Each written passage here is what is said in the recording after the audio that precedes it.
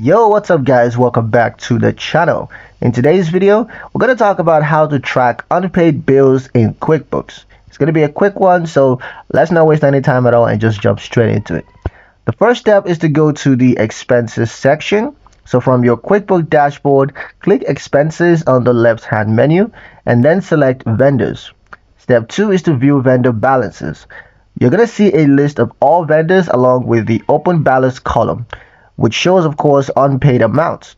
Now step 3 is to filter for unpaid bills.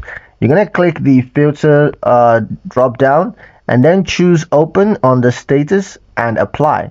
This is going to show only unpaid bills. Next is to drill down for details. So click a vendor name to see all outstanding bills, due dates and amounts. Step 5, use reports for tracking. Go to reports, accounts payable agent summary. It's going to show you your overdue bills sorted by how late they are. A pro tip is to review unpaid bills weekly to avoid late fees and maintain good vendor relationship. And that's pretty much it for this video guys. Hope you liked it. Hope you found the information here useful enough.